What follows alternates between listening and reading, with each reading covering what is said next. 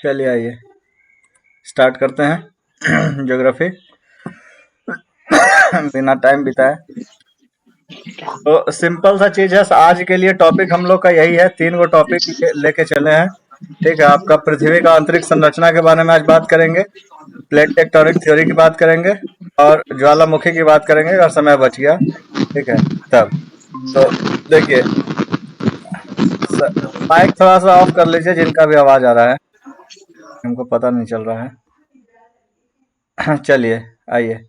ठीक है, तो सबसे पहले तो देखिए इसमें क्या है ना कि यहीं से पिक्चर से स्टार्ट करते हैं। ठीक है, एक, सबसे पहले तो ये पिक्चर देखिए आप लोग। यार ऐप काम नहीं कर रहा है ढंग से। हाँ, आइए देखिए। तो अगर हम बात करें पृथ्वी की आंतरिक संरचना की, तो इसमें क्या होता है ना कि जैसे देखिए, ऊपर का जो भूपर पट्टी रहता है, ये 2 तरीके का क्रस्ट फॉर्म करता है। एक होता है कॉन्टिनेंटल क्रस्ट और एक होता है ओशियनिक क्रस्ट। आवाज जा रहा है ना सबको? हेलो। हाँ आ रहा है। हाँ, ठीक है।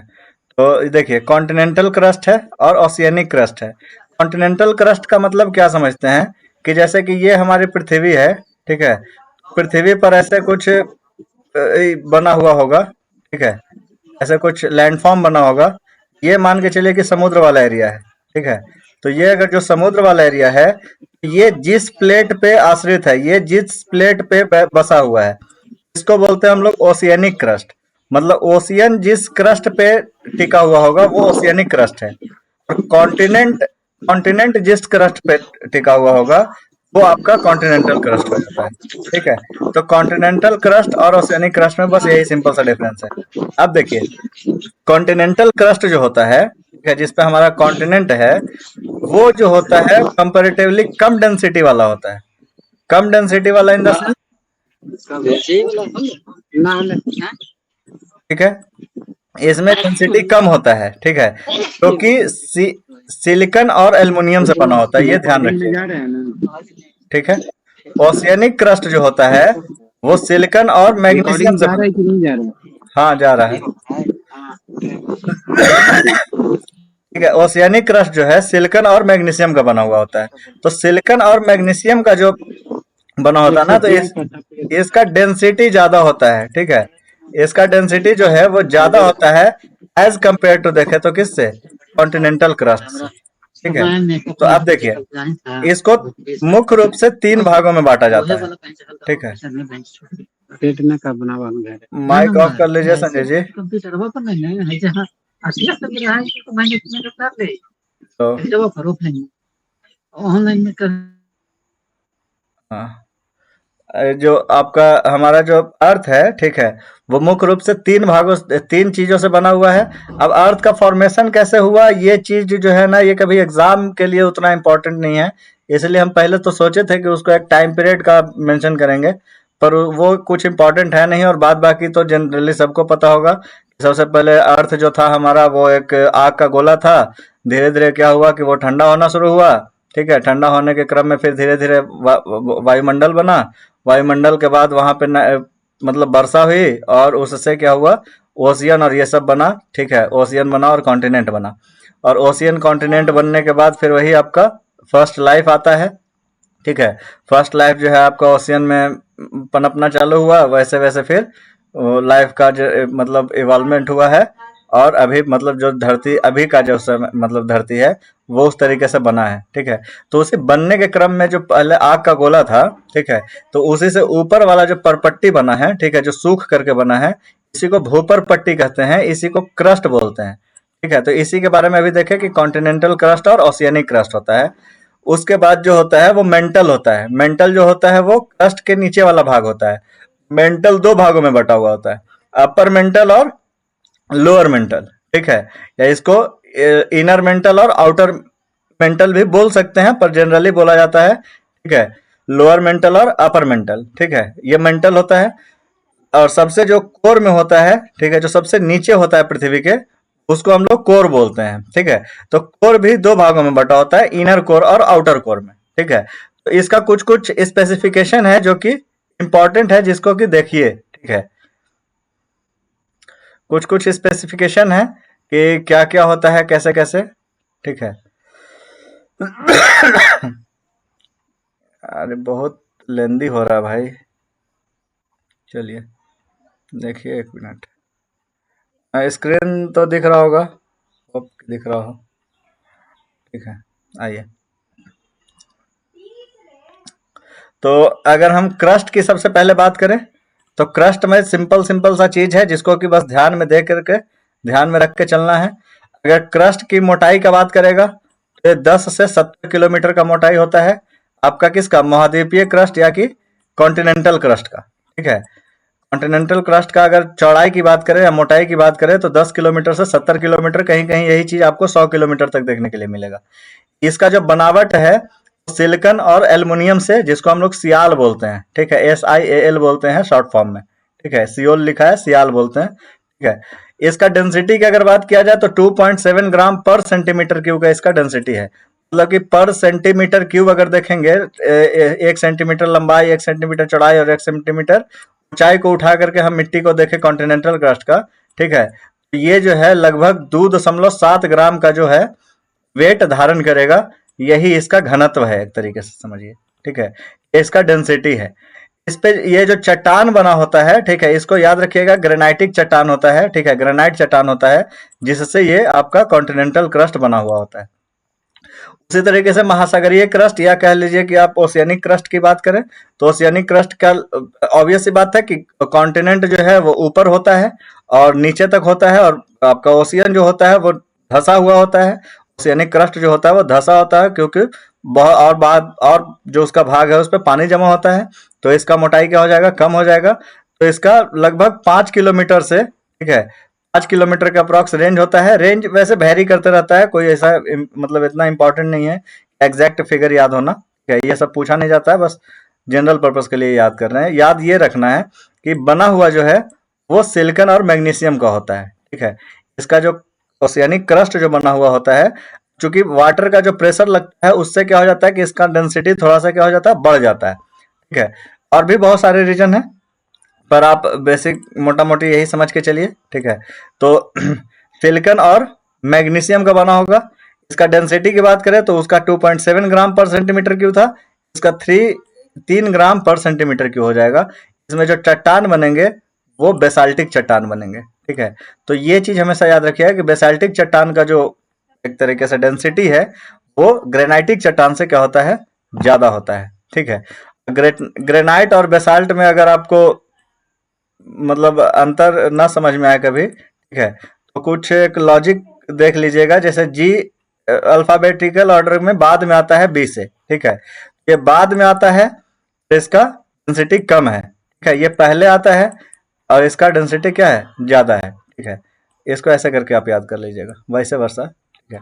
अब देखिए अब अगर क्रस्ट एज अ होल की बात किया जाए तो इसका आयतन 1% से कम है, जो टोटल आपका अर्थ का वॉल्यूम है, ठीक है, उसका टोटल वॉल्यूम का 1% से भी कम ये आयतन घेरता है।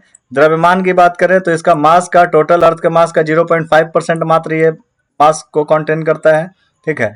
इसका अवस्था ठोस होता है।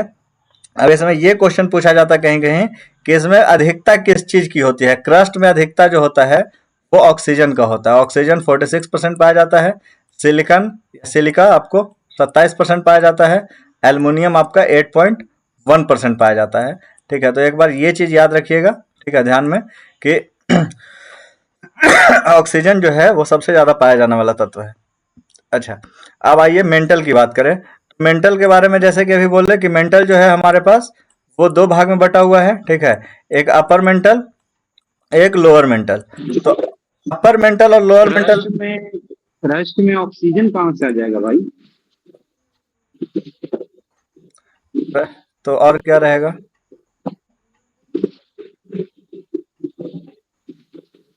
क्रस्ट में तो सिलिकॉन, अगर क्रस्ट में बोलेगा कि भूपर पट्टी में किस तत्व की मात्रा सबसे ज्यादा है तो सिलिकॉन ही होगा। ऐसे अगर पूछा जाए, ठीक है, कि कैसे एटमोस्फेयर में इस तरह से पूछा जाता है तब ना मारते हैं कि ऑक्सीजन की मात्रा 40% एटमॉस्फेयर है। में ऑक्सीजन का मात्रा सबसे ज्यादा होगा? नहीं नहीं, एटमोस्फेयर में नहीं होगा, वो भी हम गलत बोल रहे हैं। लेकिन क्रस्ट में ऑक्सीजन की मात्रा, इसका मतलब नहीं समझ पा रहे। वेरीफाई कर लीजिएगा एक बार। वो ऑक्सीजन जैसे देखिए, ऑक्सीजन एज अ गैस जो है वो कोई जरूरी नहीं कि एटमॉस्फेयर में ही रहे, ठीक है। वो भूपर पट्टी में भी मिल सकता है, ठीक है। इसमें कोई गैस है तो उसका कोई ऐसा थोड़ी है कि वो सिर्फ एटमॉस्फेयर में ही मिलेगा। भूपर पट्टी में भी तो ऑक्सीजन का मात्रा रहता है, ठीक है। आपका सॉइल्स वगैरह है, सॉइल में भी अंदर नाइट्रोजन, फास्फोरस, ऑक्सीजन सारा चीज पाया जाता है। इसमें ऐसा कोई रॉकेट साइंस वाला बात थोड़ी है। ठीक है, ऑक्सीजन नहीं है, एक बार वेरीफाई कर लीजिएगा वैसे अगर दिक्कत है तो। देखिए, अपर मेंटल और लोअर मेंटल, मेंटल दो भाग में बटा हुआ होता है, ठीक है। इसका बनावट सिलिकॉन और मैग्नीशियम से बनता है। आयतन की अगर बात करें तो अप्रोक्सीमेटली 84%, ठीक है। ये अगेन वेरी करता रहता है, कहीं 80 लिखता है, 82 लिखता है, 84 लिखता है, ठीक है। इसका आयतन, द्रव्यमान जो है इसका, टोटल जो आपका पूरा अर्थ है उसका 67%, ठीक है। यानी कि अगर बोलेगा कि सबसे ज्यादा आयतन कौन करता है तो आपका मेंटल, और सबसे ज्यादा द्रव्यमान कौन रखता है तो अगेन मेंटल, ठीक है। मेंटल में क्या होता है ना, इसको देखिए थोड़ा सा इस तरीके से समझिए कि ये अगर हमारे पास क्रस्ट है, ठीक है। क्रस्ट के बाद ये है हमारे पास अपर मेंटल का पार्ट, ठीक है। उसके नीचे उसके नीचे यहाँ पे है हमारे पास लोअर मेंटल, ठीक है। लोअर मेंटल के बाद अगर बात करें तो एक है आउटर कोर, ठीक है, और एक है यहाँ पे फिर इनर कोर, ठीक है। ये इस तरीके से अगर हम देखते हैं, अगर हमारा पृथ्वी का बनावट है तो, अगर ये अगर बनावट है तो इसमें देखिए क्या हो रहा है, इसको थोड़ा सा समझिएगा ठीक से।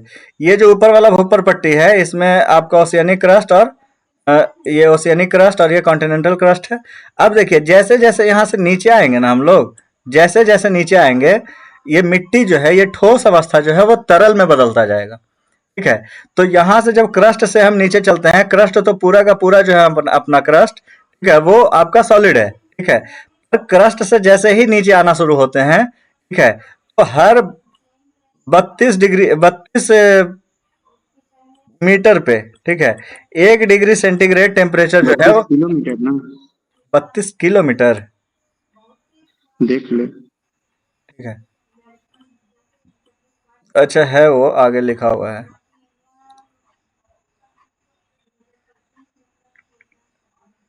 हर 32 मीटर पे है, ठीक है। यही तो 165 मीटर पे ऊपर जाने पे 1 डिग्री सेंटीग्रेड तापमान घट जाता है, ठीक है। और आप 32 मीटर नीचे आइएगा तो 1 डिग्री सेंटीग्रेड तापमान जो है वो बढ़ जाता है। तो वैसे क्या है कि जब क्रस्ट हम लोग पार करते हैं, क्रस्ट का जो ठोस वाला भाग है वहां से जब नीचे जाते हैं, तो जो नीचे का जो मिट्टी है ना, मिट्टी ही कह लीजिए, ठीक है, या जो भी द्रव्य है, जो भी तत्व वहां नीचे पे पाया जा रहा है, वो धीरे धीरे क्या है, ठोस से लिक्विड में बदलता जा रहा है। इसको ऐसे समझ लीजिए कि नीचे जा रहे हैं, टेम्परेचर बढ़ रहा है, ठीक है। टेम्परेचर बढ़ने के क्रम में जब टेम्परेचर बढ़ेगा तो वो धीरे धीरे क्या होगा, सॉलिड लिक्विड में कन्वर्ट होगा। एक जनरल परसेप्शन के लिए कोई ऐसा कोई मतलब लॉजिकल ट्रूथ नहीं है कि ऐसे हो रहा है, ठीक है। पर आप बस इतना ध्यान रखिए कि नीचे जा रहे हैं तो वो क्या हो रहा है, ठोस जो है वो द्रव में बदलता जा रहा है। अब द्रव में बदलने पे क्या होता है कि जो अचानक से नहीं बदल जाता है, वो क्या है कि कुछ ठोस रहेगा और ठोस से वो धीरे धीरे धीरे धीरे क्या होगा, द्रव्य में बदलना शुरू होगा। तो और नीचे जब आइएगा तो थोड़ा चिपचिपा जैसा पदार्थ मिलेगा आपको, ठीक है, थोड़ा चिपचिपा वाला पदार्थ मिलेगा। वही चिपचिपा वाला पदार्थ जो है, ठीक है, वो मैग्मा कहलाता है, ठीक है, वो मैग्मा होता है ना। और उस पर बहुत सारा थ्योरी है कि उसका मूवमेंट होता है, कैसे होता है, वो सब आगे देखेंगे, ठीक है। और फिर जब और नीचे आते जाइएगा तो फिर वही चीज पूरा लिक्विड में कन्वर्ट हो जाता है, ठीक है। वो चिपचिपा पदार्थ जो है वो वापस से क्या हो जाता है, लिक्विड में कन्वर्ट हो जाता है, ठीक है। और फिर जब आप कोर पे आ जाइएगा, बिल्कुल इनर कोर पे आ जाइएगा, तो ये बड़ा मतलब एक अभी स्टडी आया है, ठीक है, हाल फिलहाल का स्टडी है कि जो हमारा इनर कोर जो है ना, ठीक है, वो एक सॉलिड है, ठीक है। ये जो है ये सॉलिड हो जाता है, और सॉलिड हो जाता है ड्यू टू प्रेशर, ठीक है। प्रेशर इतना ज्यादा हो जाता है ना अंदर, ठीक है, कि ये सॉलिड में कन्वर्ट हो जाता है। और सॉलिड में कन्वर्ट होने के बाद क्या होता है, ठीक है, हालांकि आएंगे जब कोर देखेंगे तब आएंगे इस पे। पर इतना ध्यान रखिए कि धीरे धीरे जैसे जैसे नीचे जा रहे हैं क्या हो रहा है, सॉलिड जो है लिक्विड में बदलता जा रहा है, ठीक है। तो आयतन की बात कर लिए, तो अब देखिए, अब यहाँ पे डेंसिटी की अगर बात करेंगे तो इसका जो एक तरीके से जो बनावट है, ठीक है, 100 से लेकर के, ठीक, 2900 तक, ठीक है, 2900 किलोमीटर तक, 100 किलोमीटर तक आपका क्रस्ट का रेंज था, 100 किलोमीटर से नीचे आइए 2900 किलोमीटर तक, ठीक है, तो उतना देर में क्या है आपका मेंटल फैला हुआ है, ठीक है। अगर इसकी बात करें, देखिए फिगर फिगर फिगर, ठीक है, ये अगर इसकी बात कर रहे हैं हम लोग, ठीक है, ये स्थेनोस्फेयर है, तो यहां से मान के चलिए कि ये मेंटल स्टार्ट हुआ है, ठीक है, ये मेंटल यहां से स्टार्ट हुआ है, तो यहां से लेकर के, ठीक है, ये ऊपर से यहां से स्टार्ट हुआ, यहां से लेकर के, और ये पूरा जो है ये 2900 किलोमीटर है। अच्छा, ये लिखा हुआ भी है, देखिए यहाँ पे, ठीक है, ये वाला जो भाग है, ये हमारा, ये ब्लू वाला भाग, ये देखिए, ये जो है 2900 किलोमीटर है, ठीक है, 2900 किलोमीटर का ये पूरा स्ट्रेंथ है। अब यहाँ पे अगर हम देखें, ऊपर में हम अगर देखें, तो ऊपर में इसका डेंसिटी होता है, चूंकि क्रस्ट का जो आपका क्रस्ट है वो यहाँ पे खत्म हुआ है, तो 3.3 से लेकर के अगर सबसे ऊपर वाले भाग को देखें, वहां पे जो डेंसिटी हमको दिखेगा वो अप्रोक्सीमेटली 3.3 ग्राम पर सेंटीमीटर क्यूब दिखेगा। लेकिन वही जब नीचे जाएंगे, एकदम लोअर मेंटल पे पहुंच जाएंगे, ठीक है, लोअर मेंटल के आखिरी छोर पे, यहाँ पे आपको 5.7 ग्राम पर सेंटीमीटर का आपको डेंसिटी देखने के लिए मिलेगा। मतलब कि मेंटल का डेंसिटी जो है, ठीक है, ये मेंटल का जो डेंसिटी है वो 3.3 से 5.7 तक क्या करता है, वेरी करता है, ठीक है। अगर तापमान की बात करें तो टेम्परेचर जो आपका क्रस्ट के नीचे जैसे ही हम आते हैं, जहां पे हमको चिपचिपा मैग्मा मिलता है, वहां पे 200 डिग्री सेंटीग्रेड का तापमान मिलता है। लेकिन अगर लोअर मेंटल के पास, लोअर मेंटल के लोअर पार्ट पे चले जाइएगा, तो वहां पे हमको टेम्परेचर 4000 डिग्री सेंटीग्रेड तक देखने के लिए मिलता है, ठीक है। इसमें भी अगर तत्व की बात करें, कौन सा मेटल सबसे ज्यादा पाया जाएगा, तो ऑक्सीजन 45%, सिलिका 24% और मैग्नीशियम 23% पाया जाता है, ठीक है। इसकी अगर अवस्था को देखा जाए, तो अवस्था अत्यधिक चिपचिपा या मोल्टेन होता है, या जिसको हम लोग अर्ध तरल बोलते हैं, ठीक है। ये यांत्रिक रूप से कमजोर होता है, ठीक है, यांत्रिक रूप से कमजोर होता है। कमजोर कहने का मतलब कि जैसे क्रस्ट जो है, क्रस्ट आपका जैसे ठोस है, तो ठोस है तो वो मजबूत है, वैसे ही जैसे जैसे ये लिक्विड में कन्वर्ट होते जा रहा है, ठीक है, वो मैकेनिकल स्ट्रेंथ की बात कर रहा है। इसका मैकेनिकल स्ट्रेंथ क्या होता है, कमजोर होता है, क्योंकि वो अप्रोक्सीमेटली लिक्विड मतलब अर्ध तरल का फॉर्म होता है। कोर की अगर बात किया जाए, तो आउटर कोर होता है जिसका अवस्था तरल होता है, ठीक है। आउटर कोर जो है वो तरल अवस्था में होता है, लिक्विड फॉर्म में होता है, जिसका टेम्परेचर लगभग 4400 डिग्री सेंटीग्रेड के बराबर होता है। अगर आउटर कोर का डेंसिटी की बात किया जाए, तो 9.5 से 12.5 ग्राम पर सेंटीमीटर क्यूब के बराबर होता है, ठीक है। ये हो गया आउटर कोर का। उसी तरीके से इनर कोर की बात करें, तो इनर कोर देखिए, मैजिकली इसका अवस्था जो है वो ठोस हो जाता है, ठीक है, इसका अवस्था जो हो जाता है वो ठोस हो जाता है, और इसका तापमान जो है वो अप्रोक्सीमेटली 6000 डिग्री सेंटीग्रेड, जो कि सूरज के तापमान, सूरज का जो सतह का तापमान है, ठीक है, वो 6000 डिग्री सेंटीग्रेड के ही बराबर होता है, पढ़े होंगे, और उसके बराबर इसका तापमान हो जाता है, ठीक है, जो आपका इनर कोर है। बावजूद इसके ये जो है ठोस अवस्था में पाया जाता है। एज्यूम कीजिए कि वहां पे प्रेशर क्या होगा, ठीक है। इसका अगर बनावट की बात करेगा, तो ये निकल और आयरन का बना होता है, जिसको हम लोग नीफे बोलते हैं, NiFe बोलते हैं, ठीक है, नीफे, जिसको निकेल और आयरन का ये बना हुआ होता है। इसके अगर द्रव्यमान का बात किया जाए, तो 12.6 से 15 ग्राम पर सेंटीमीटर क्यूब के बराबर होता है, ठीक है। ये चीज बस ध्यान रखिएगा। सबसे पहले द्रव्य डेंसिटी क्या था, क्रस्ट के डेंसिटी की अगर बात करें तो 2.7, ठीक है। मेंटल की बात करें तो 3.3 से लेकर के 5 तक, ठीक है। उसके बाद मेंटल के बाद आप कोर की बात करें, ठीक है, तो कोर 9.5 से लेकर के 12.5 तक, आउटर कोर, ठीक है। और आपका इनर कोर की बात करें तो 12.5 से लेकर के, ठीक है, 15, ठीक है। ये जो है, ये वाला डाटा एकदम गेट बाय हार्ट कर लीजिए, कहीं भी पूछा जा सकता है, ठीक है। अच्छा, अब आइए थोड़ा सा आगे। अब कहता है कि इसका स्रोत हमको कैसे पता चला कि ये सारा चीज है। पृथ्वी के अंदर जो है अभी तक का जो मैक्सिमम खुदाई हुआ है, ठीक है, वो रसिया का एक कोल प्रायद्वीप है, रूस के द्वारा एक कोला प्रायद्वीप है, ठीक है। हाँ, कोला प्रायद्वीप में ही, ठीक है। ये क्या है ना कि वहां पे ड्रिलिंग किया गया है, पता लगाने के लिए, ठीक है, ड्रिलिंग किया गया, तो मैक्सिमम जो ड्रिलिंग है वो 12 किलोमीटर तक हो पाया है, ठीक है, मैक्सिमम ड्रिलिंग जो है वो 12 किलोमीटर तक हो पाया है।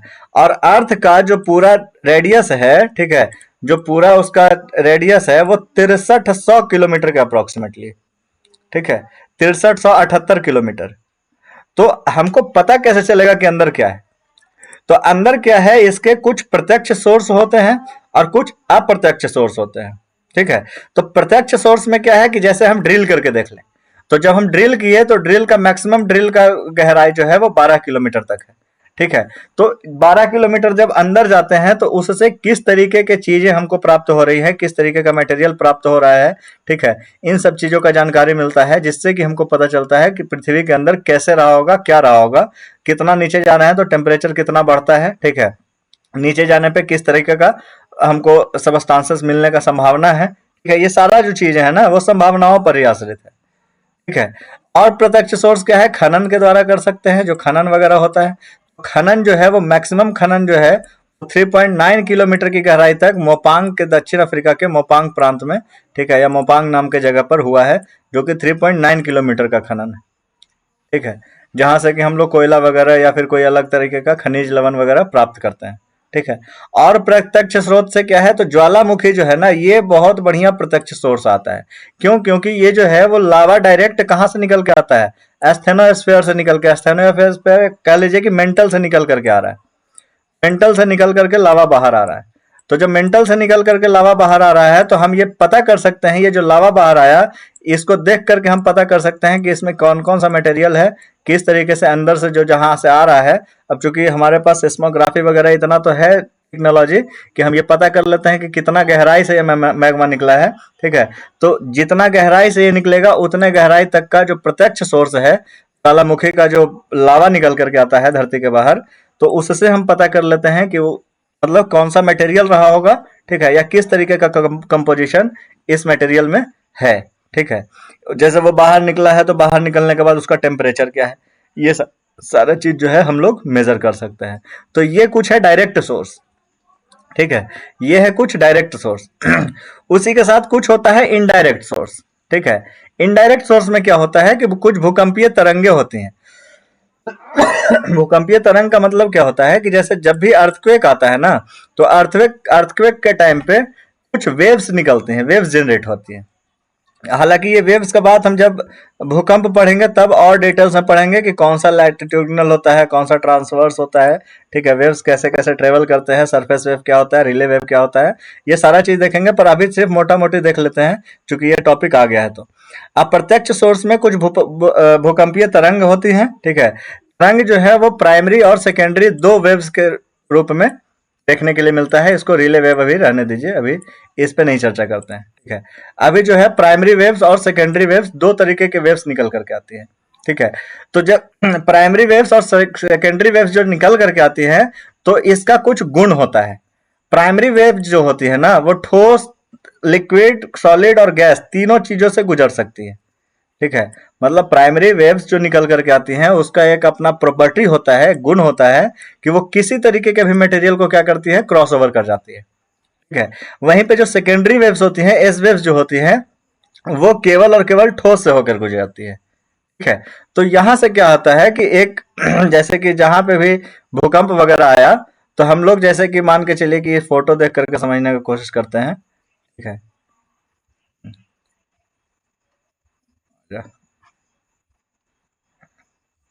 हैंग क्यों कर रहा है इतना?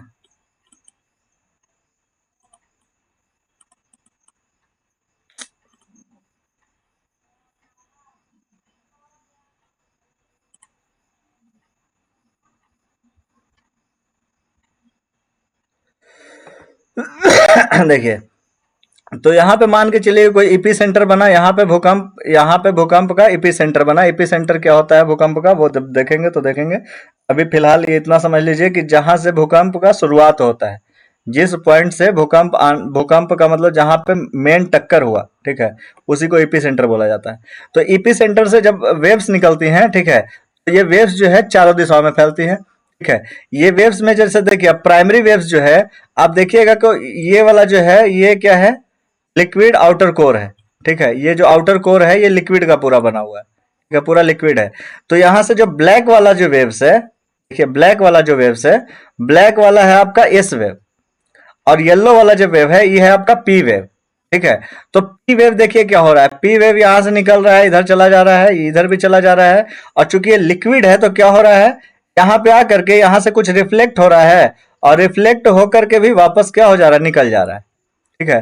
रिफ्लेक्ट होकर भी क्या हो रहा है, इधर उधर टकरा करके क्या हो जा रहा है, निकल जा रहा है।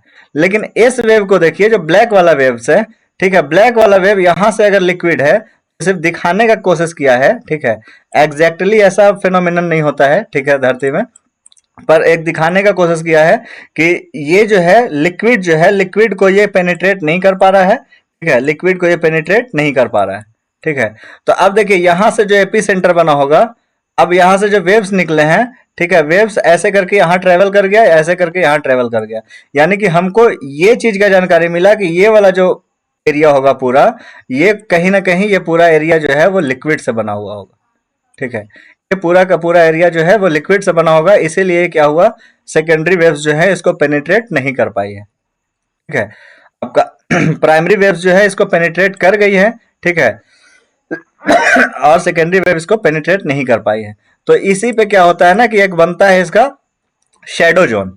तो अगर पी वेव्स के लिए देखा जाए, प्राइमरी वेव्स के लिए, तो जो शेडो जोन है, जैसे यहाँ पे तो जो वेव्स आई प्राइमरी वेव्स, ठीक है, वो ऐसे करके निकल गई रिफ्लेक्ट होकर के इससे, और बाकी जो रिफ्लेक्शन होगा वो यहां से शुरू होता है, मतलब इसमें आएगा, इसके बगल में भी जो वेव आएगा वो रिफ्लेक्ट होकर इधर जाएगा और वापस से इधर निकल करके आएगा, ठीक है। लेकिन सेकेंडरी वेव्स के लिए अगर देखा जाए तो इस एंगल के बाद, इस एंगल के बाद और इस एंगल के बीच में, ठीक है, किसी तरीके का हमको सेकेंडरी वेव यहां से यहां तक देखने के लिए नहीं मिलेगा। लेकिन अगर प्राइमरी वेव्स की बात करें तो प्राइमरी वेव्स हमको देखने के लिए मिलेगा, लेकिन कहां से कहां तक मिलेगा, इस पॉइंट से लेकर के इस पॉइंट तक बात सिर्फ देखने के लिए मिलेगा, ठीक है। तो इससे क्या होता है, ये नो डायरेक्ट पी वेव का जोन बन जाता है, ठीक है, नो डायरेक्ट पी वेव बनता है, यानी कि पी वेव का शैडो जोन बनता है, ये पी वेव का शैडो जोन बनता है, और ये पूरा जो एरिया है यहां से यहां तक ये हमारा सेकेंडरी वेव का शैडो जोन बन जाता है। इसकी एंगल की अगर बात किया जाए, ठीक है, अगर एंगल को मेजर किया जाए, ठीक है, तो ये वाला एंगल जो है यहाँ पे 105 डिग्री का एंगल बनता है, ठीक है, ये 105 डिग्री का एंगल है, यानी कि 105 डिग्री ईस्ट से लेकर के 105 डिग्री वेस्ट तक, ठीक है, मतलब 105 डिग्री इधर से लेकर के 105 डिग्री इधर तक, ये पूरा में आपका सेकेंडरी वेव मौजूद नहीं रहेगा, इसके लिए ये शैडो जोन है। लेकिन अगर प्राइमरी वेव्स की बात करें तो 105 डिग्री से लेकर के यहाँ पे 145 डिग्री तक, 145 डिग्री मतलब मैक्सिमम साइंटिस्ट के द्वारा माना हुआ जो मान है वो 145 डिग्री है, यहाँ पे 140 लिखा है। कुछ चीजों में कॉन्ट्रडिक्शन है, ठीक है, एग्जैक्ट वैल्यू कोई नहीं दे सकता है, पर अगर एग्जाम में आएगा तो 145 जो है वो मोस्ट एक्सेप्टेबल वैल्यू है, ठीक है। ये फिगर हमको सबसे अच्छा लगा था समझाने के लिए, इसलिए ये फिगर चुने हैं, लेकिन यहाँ पे वैल्यू जो है वो 145 जो है वो मोस्ट एक्सेप्टेबल वैल्यू है कि 145 डिग्री जो है, ठीक है, ये 105 से 145 डिग्री का जो जोन है ये पी वेव का शैडो जोन कहा जाता है, ठीक है, पी वेव का शैडो जोन कहा जाता है। तो ये है भूकंपीय तरंगे जो कि एक तरीके से आंतरिक संरचना कैसा है, सॉलिड है, लिक्विड है, गैस है, किस तरीके का आंतरिक संरचना है, ये देने का काम करता है। उसी तरीके से उल्का पिंड वगैरह है, ठीक है। तो उल्का पिंड का क्या है ना कि जैसे जो हमारा धरती है, उल्का पिंड का निर्माण की अगर बात करें तो उल्का पिंड का निर्माण भी लगभग उसी समय हुआ है जब हमारा धरती का निर्माण हुआ है, ठीक है।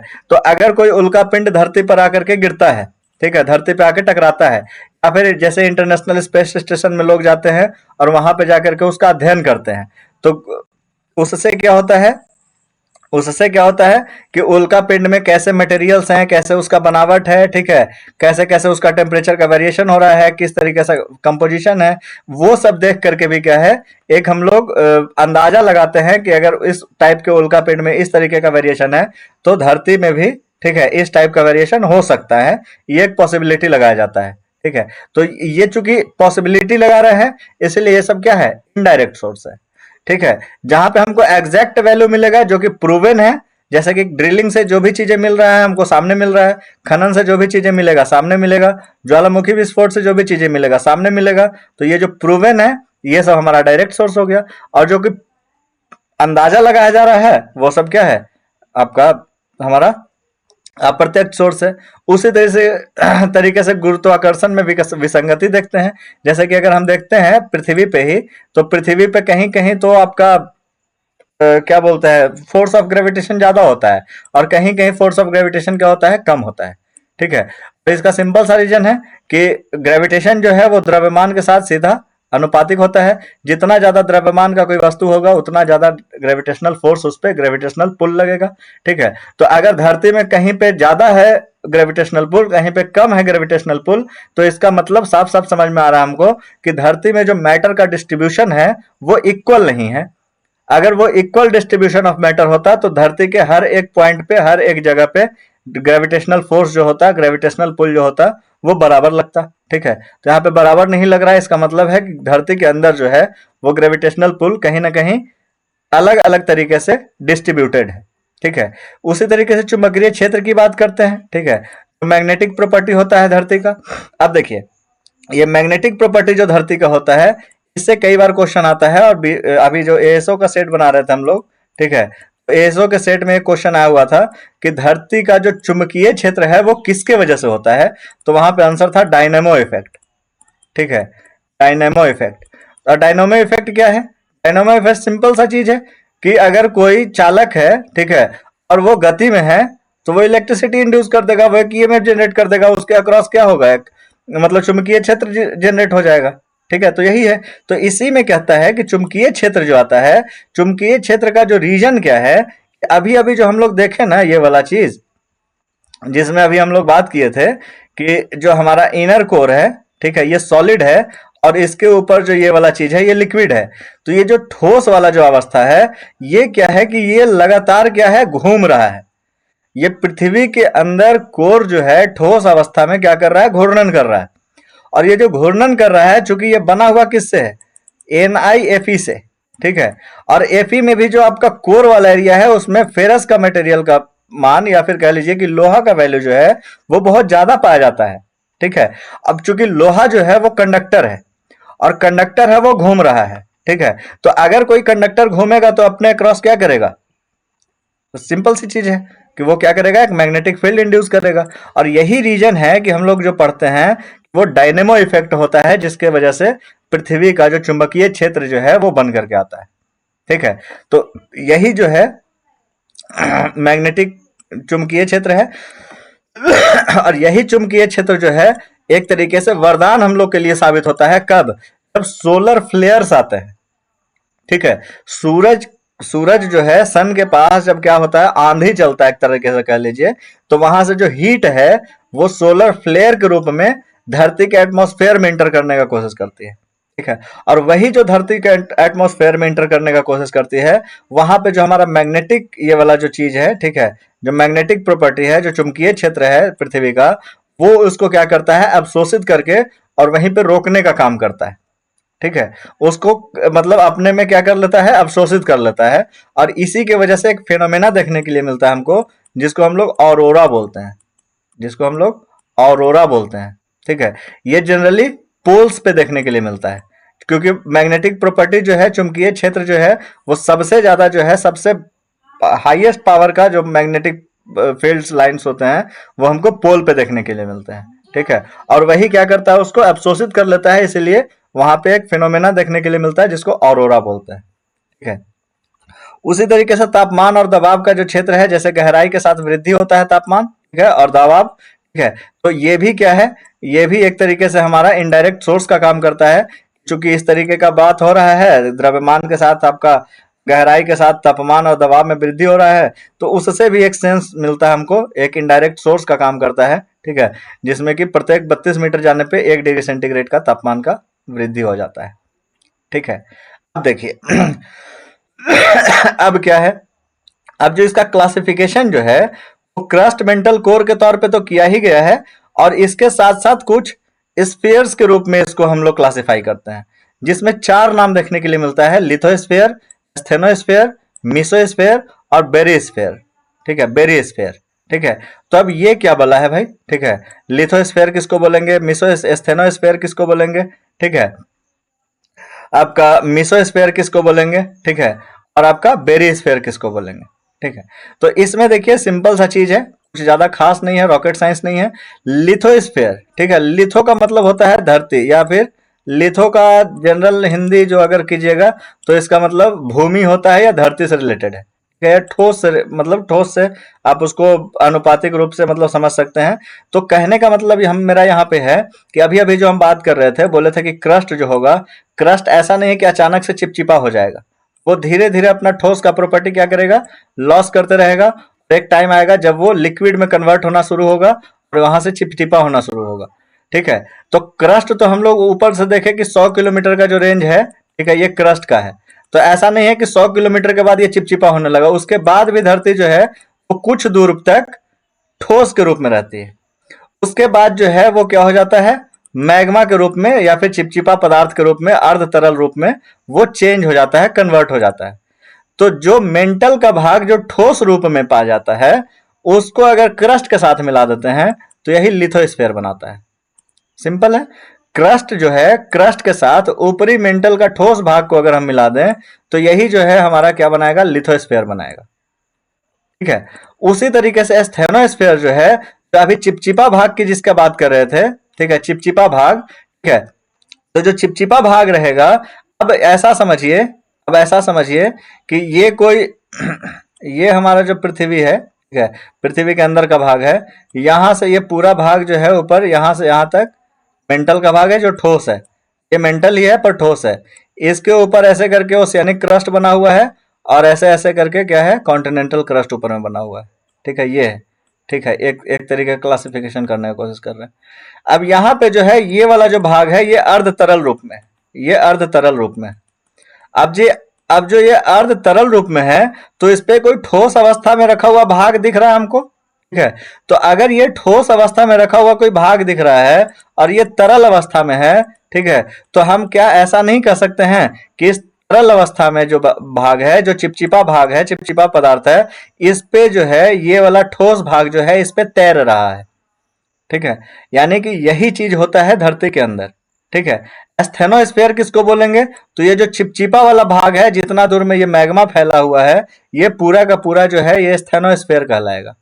ठीक है, ये वाला भाग जो है हमारे पास स्थेनोस्फेयर कहलाएगा, और इसके ऊपर जो भाग तैर रहा है उसको हम लोग लिथोस्फेयर बोलेंगे। ठीक है, प्लेट टेक्टोनिक थ्योरी जब पढ़ेंगे, जो तो प्लेट बनता है, जो प्लेट बनता है, ठीक है, जो कि आपस में टकराता है, जो टूटता है, ठीक है, जिसमें कन्वर्जेंस होता है, डाइवर्जेंस होता है, ठीक है, वो लिथोस्फेयर का होता है। ठीक है, उसमें क्रस्ट का भाग भी रहता है, कुछ मेंटल का भाग भी रहता है, और दोनों भाग जो रहता है वो ठोस रूप में रहता है, इसको लिथोस्फेयर बोलते हैं। तो जो प्लेट्स बने होते हैं, कई बार क्वेश्चन पूछा जाता है कि जो अर्थ के प्लेट्स बने होते हैं, प्लेट टेक्टोनिक थ्योरी में जो प्लेट का बात होता है, उस भाग के लिए सबसे मतलब जो एक सुंदर, मतलब एक तरीके से सबसे लॉजिकल जो शब्द है वो क्या है, तो वो लिथोस्फेयर है। ठीक है, ऑप्शन दे सकता है, क्रस्ट उसको बोलेंगे, लिथोस्फेयर उसको बोलेंगे, और ऐसे करके दो ऑप्शन और दे सकता है। ठीक है, तो उसके लिए जो सबसे सॉलिड, जो सबसे लॉजिकल शब्द यूज कर सकते हैं हम लोग, लिथोस्फेयर। एस्थेनोस्फेयर जो मैग्मा वाला पार्ट है, जो मेंटल का अर्ध तरल या चिपचिपा वाला भाग है, इसको हम लोग क्या बोलते हैं, एस्थेनोस्फेयर बोलते हैं। मेसोस्फेयर किसको बोलते हैं, तो मेसोस्फेयर एस्थेनोस्फेयर के नीचे जो भाग है, जो कि निचला मेंटल का जो लिक्विड वाला भाग आपको दिख रहा है, वो जो है उसको हम क्या बोलते हैं, वो एस्थेनोस्फेयर हमको कहलाता है। ठीक है, एस्थेनोस्फेयर के भाग, एस्थेनोस्फेयर मतलब चिपचिपा भाग के नीचे बाकी जितना मेंटल का भाग होगा, उसको हम क्या बोलेंगे, उसको मेसोस्फेयर बोलेंगे। ठीक है, और पूरा का पूरा कोर का क्षेत्र जो होगा, उसको as a whole, inner core plus outer core अगर मिला लें तो उसको हम लोग बेरीस्फेयर बोलते हैं। ठीक है, उसको हम लोग क्या बोलते हैं, बेरीस्फेयर बोलते हैं। ठीक है, तो इतना चीज एकदम क्लियर होना चाहिए। अब थोड़ा सा और आइए कुछ टॉपिक और, मतलब कुछ कॉन्सेप्ट और इसमें बचा हुआ है, उस पर हम बात करते हैं। ठीक है, अब देखिए, अब क्या होता है कि ये जो कोर है, ठीक है, ये इनर कोर है, ये नीचे वाला कोर है, तो उसके नीचे, ठीक है, ये वाला जो बात है, ये वाला जो भाग है, ठीक है, ये इनर कोर है, और उसके ऊपर जो है हमारे पास आउटर कोर है।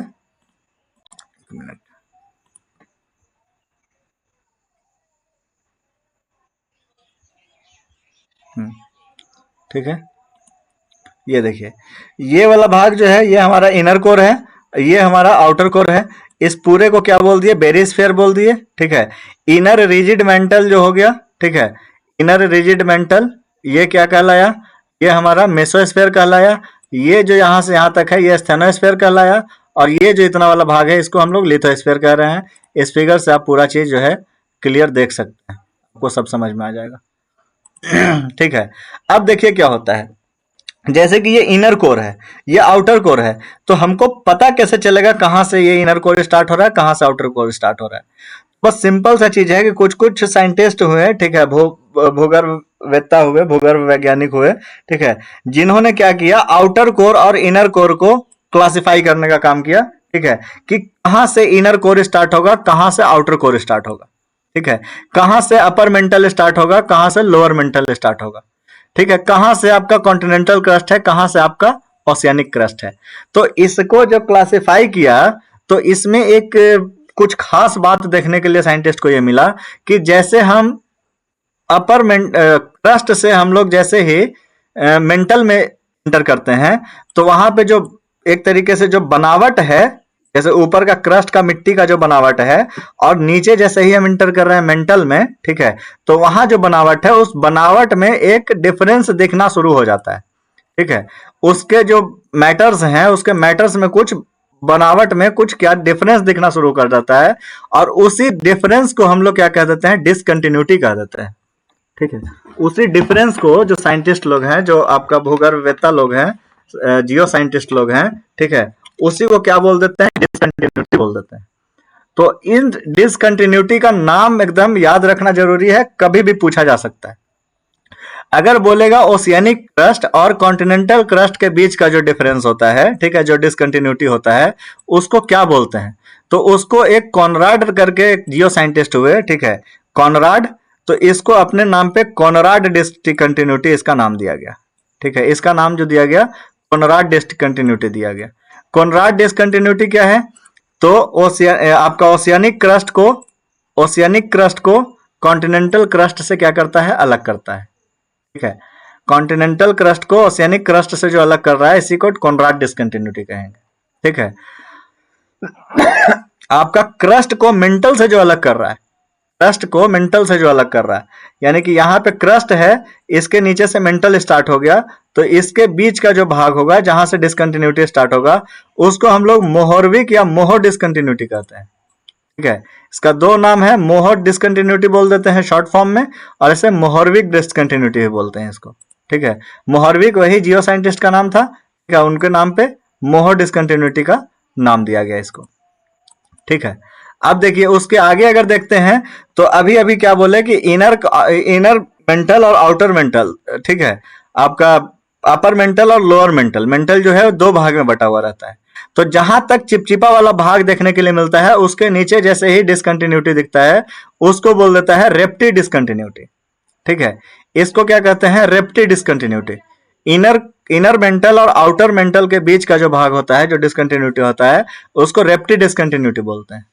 मेंटल और यानी कि इनर मेंटल और आउटर कोर, या कह सकते हैं कि कभी कभी क्वेश्चन डायरेक्टली पूछ सकता है कि मेंटल और कोर के बीच का, तो मेंटल और कोर के बीच का डिसकंटिन्यूटी यही वाला होगा, क्योंकि मेंटल यहाँ पे खत्म हो रहा है, कोर यहाँ से शुरू हो रहा है। तो मेंटल और कोर के बीच का जो कंटिन्यूटी होता है, डिसकंटिन्यूटी, इसको गुटेनबर्ग डिसकंटिन्यूटी कहते हैं। ठीक है, इसको गुटेनबर्ग या गटेनबर्ग, ठीक है, अगर सोफिस्टिकेटेड वे में बोलना है तो गटेनबर्ग, और अगर मतलब इंडिया वाला लैंग्वेज में तो गुटेनबर्ग। ठीक है, तो गुटेनबर्ग डिसकंटिन्यूटी कहेंगे इसको। ठीक है, उसी तरीके से आउटर कोर और इनर कोर को जो अलग करेगा जो डिसकंटिन्यूटी, इसको हम लोग लेहमैन डिसकंटिन्यूटी कहते हैं। ठीक है, ये पूरा का पूरा है आपका कॉन्सेप्ट अर्थ के इंटरनल स्ट्रक्चर से।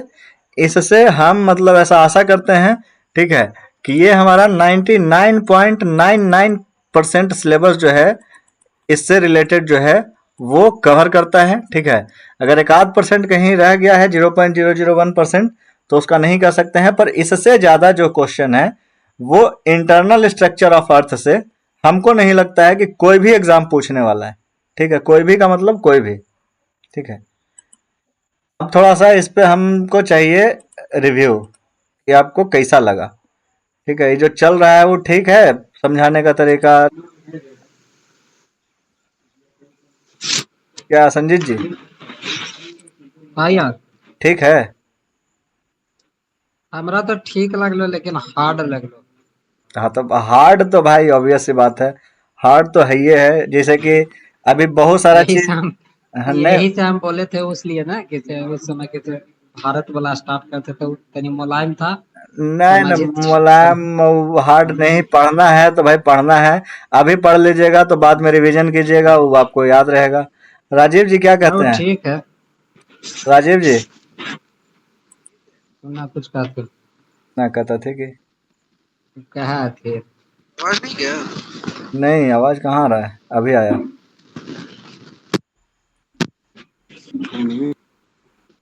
Hello hello hello. बोलो ना जी, बजे बोले।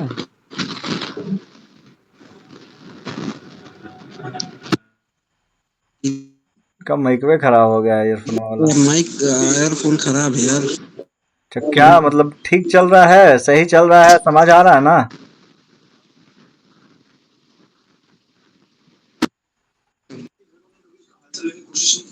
हमको खाली रिव्यू चाहिए, समझ में आ रहा है कि नहीं।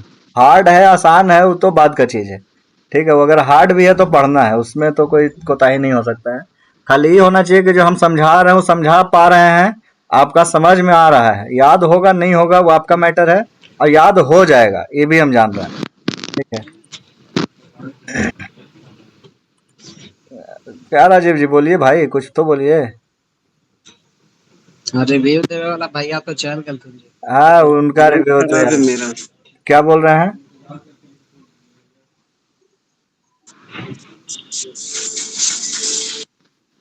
अब ठीक है, कुछ लिख के भेज दीजिए, अगर सही लग रहा है कि नहीं लग रहा है लिख के भी भेज सकते हैं, वहां पे मैसेज चैट करने वाला है। यार मारा तू पढ़ावा हूँ तो आवाज ना आ रही जी, अभी कहे ना अभी तो।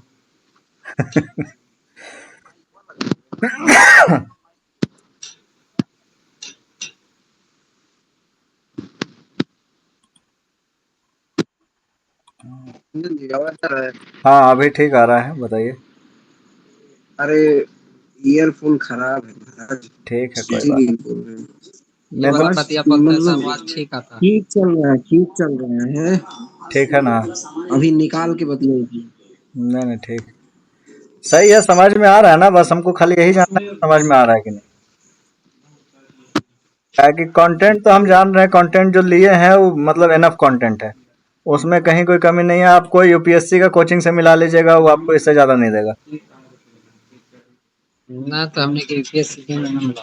हाँ, तो बीपीएससी पूछता है भाई, ये सब चीज पूछता है, प्लेट टेक्टोनिक से क्वेश्चन पूछता है अरे आपका। तो हम का कहे थे कि ना पूछे आप, तो हमरा पे खिसियाल का है। सियाल नहीं जी, मैंने कहे थे कि यूपीएससी ना पढ़ला जे कहे थी, तो मैंने पढ़ला कंटेंट में थोड़ी चेंज हो जाए, रहा तो ही यूपीएससी के थोड़ा घुमा के पूछ दे वही चीज के। ऐसी लगा है यूपीएससी वाला क्वेश्चन देखला के बाद कि आवी तो सब है। खाली बनला के बाद गलती हो जाए। चलिए ठीक है, तो कंटिन्यू करें।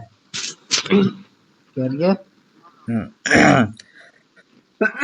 चलिए, नेक्स्ट टॉपिक है आपका, हमारा सबका टॉपिक है, जिसको हिंदी में बोलते हैं प्लेट विवर्तनिक सिद्धांत। ठीक है, इसी को बोलते हैं प्लेट टेक्टोनिक थ्योरी। ठीक है, तो अभी अभी जो हम बात किए ना, जो चीज समझाने का हम कोशिश कर रहे थे, ये वाला पार्ट अगर आपको थोड़ा सा ध्यान हो। ठीक है, कि ये है हमारा स्थेनोस्फीयर, जो कि अर्ध चिपचिपा वाला भाग है। ठीक है, इसके ऊपर है ठोस मेंटल का भाग।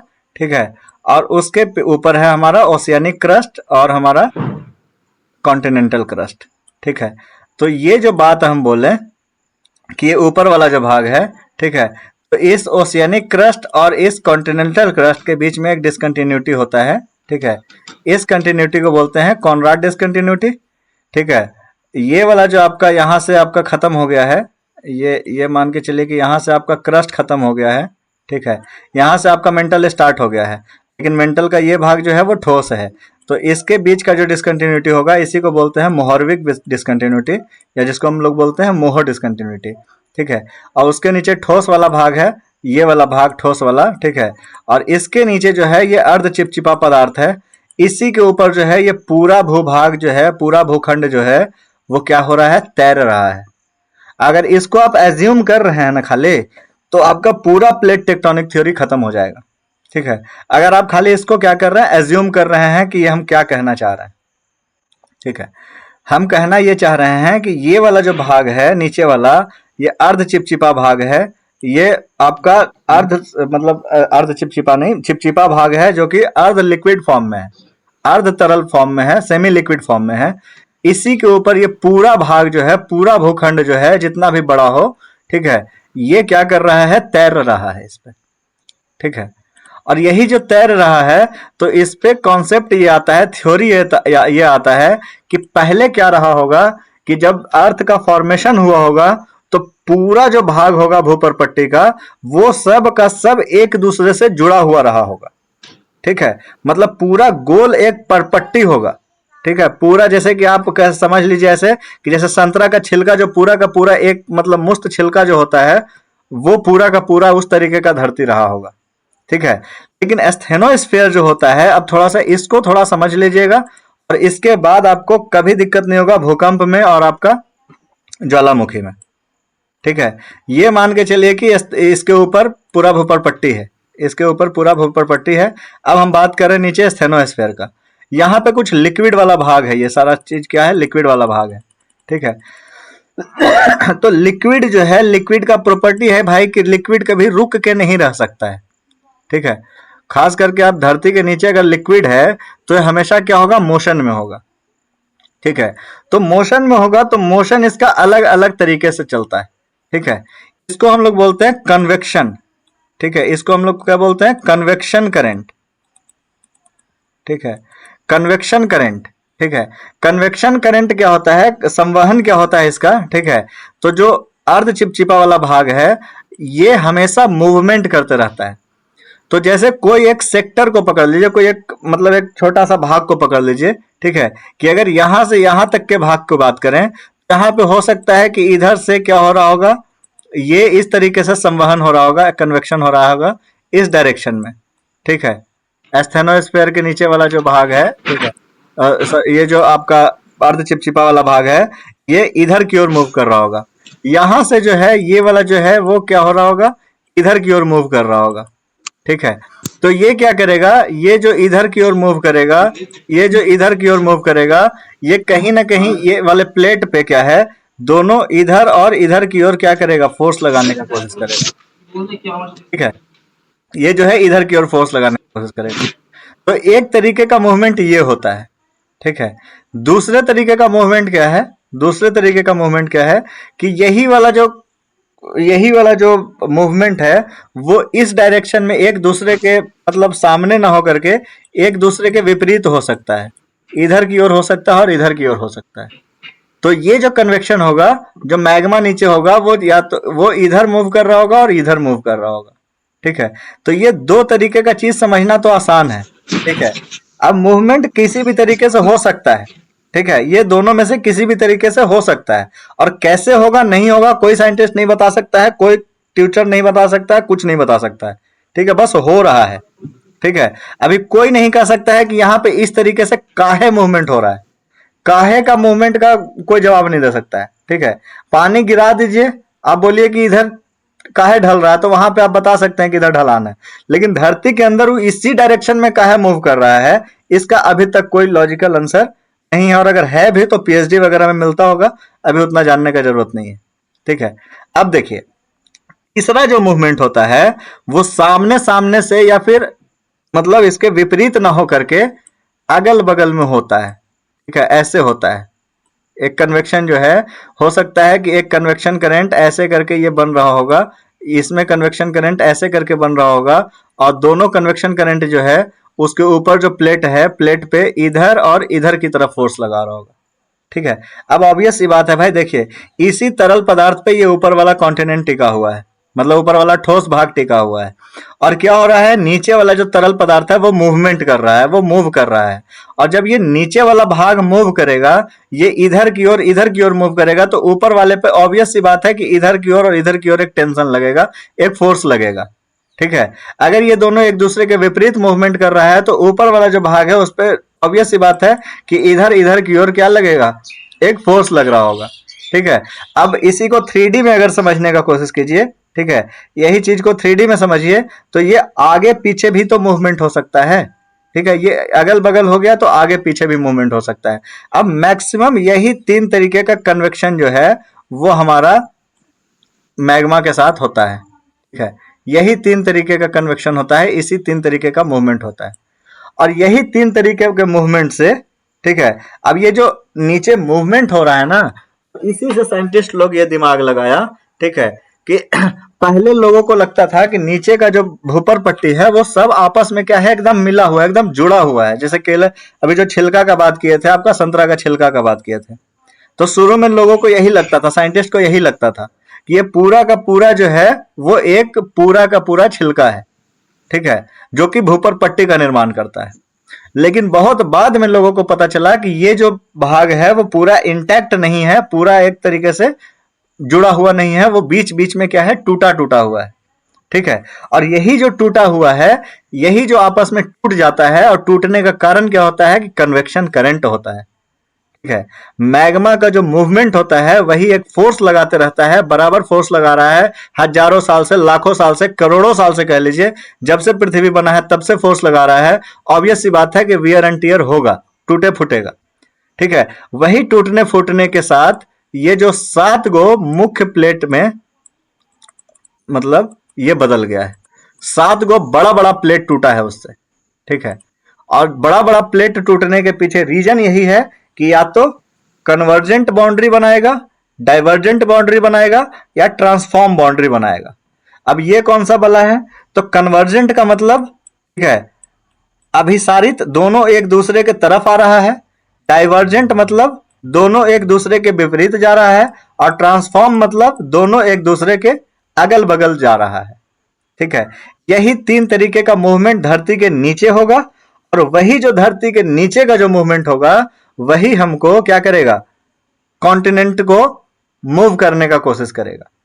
तो यही जो बाद में जो कॉन्टिनेंटल ड्रिफ्ट थ्योरी आया कि कॉन्टिनेंट क्या हो रहा है, ड्रिफ्ट हो रहा है, तो उसका रीजन यही दिया जाता है कि नीचे जो मैग्मा का मूवमेंट हो रहा है 3 तरीके से, कन्वर्जेंट, डाइवर्जेंट और ट्रांसफॉर्म रूप से, वही तीनों फोर्स रिस्पॉन्सिबल है कॉन्टिनेंटल ड्रिफ्ट करवाने के लिए।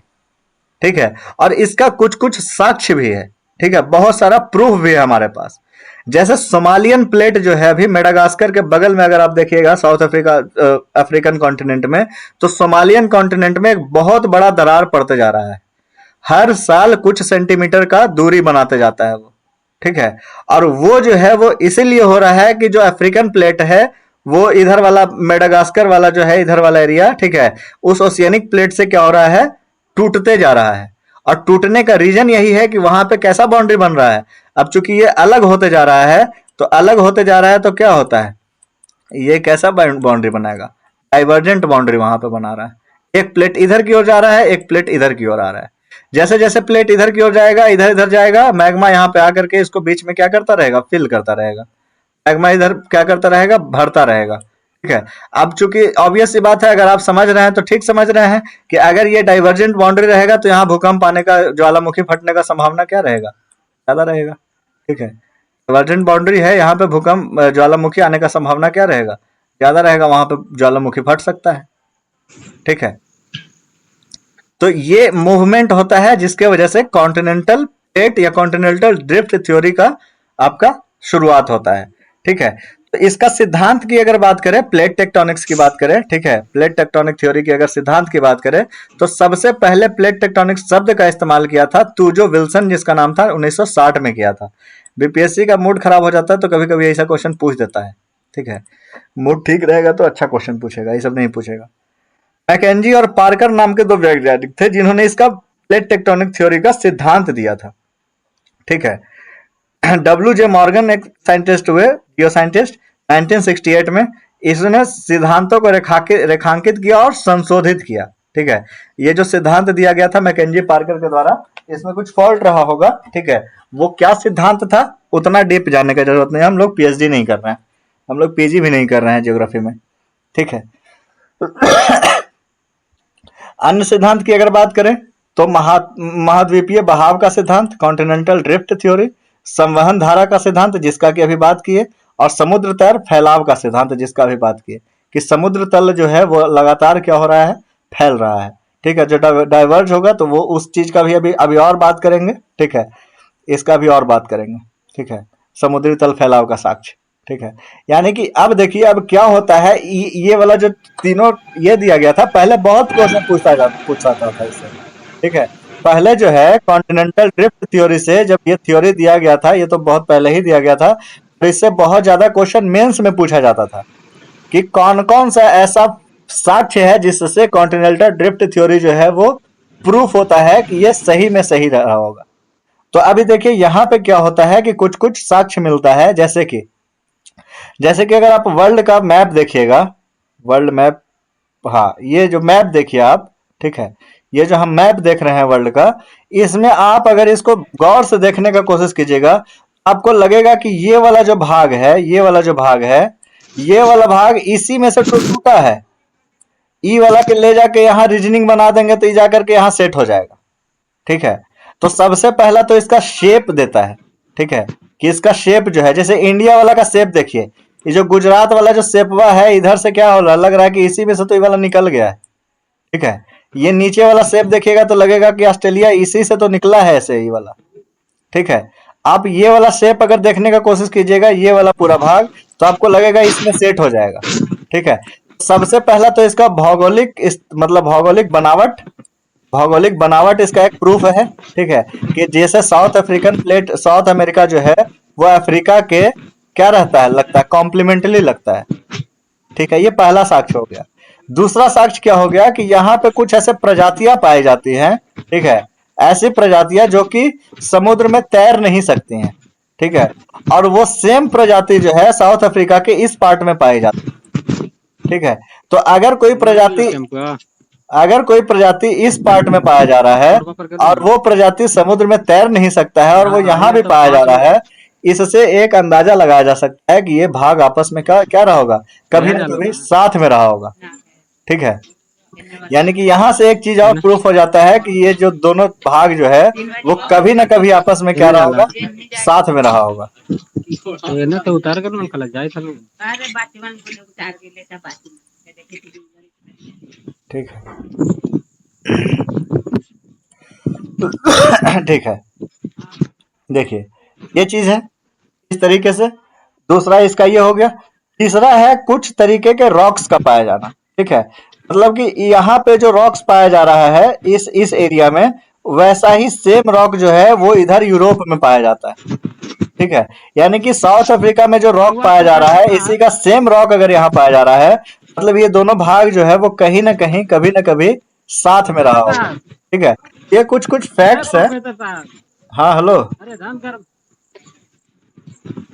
हम तो मास्टर साहब हैं, प्रोफेसर साहब तो नहीं है। ठीक है, देखिए तो यही है। ठीक है, तो ये कुछ कुछ साक्ष्य है जो कि हमको बताता है कि ये जो कॉन्टिनेंटल ड्रिफ्ट थ्योरी है ये कोई मनगढ़ंत कहानी नहीं है। ठीक है, ये by physics, by law, by geography इसको प्रूव किया जा सकता है, और ये जो चीजें हैं वो बिल्कुल सही तरीके से लागू होती हैं। ठीक है, तो ये चीज हो गया। अब पृथ्वी की संरचना पे वापस से बात करने नहीं जाएंगे, ये पृथ्वी की संरचना हम अभी तुरंत देख चुके हैं।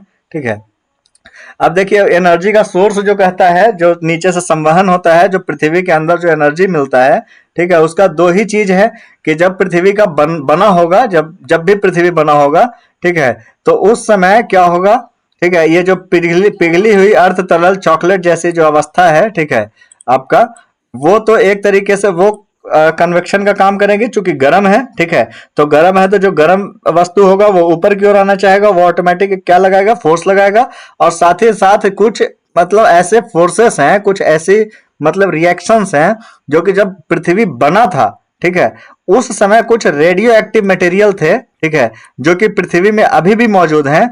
तो वो भी क्या है, अर्थ के एनर्जी का सोर्स अगर पूछा जाता है तो यहाँ पे दो सोर्स आता है एनर्जी का, ठीक है, जो रेडियो एक्टिव मटेरियल्स हैं वो, और जो पिघली हुई अवस्था है वो, ठीक है, ये दोनों जो चीजें हैं ये क्या करता है, पृथ्वी को एक एनर्जी प्रोवाइड करने का काम करता है।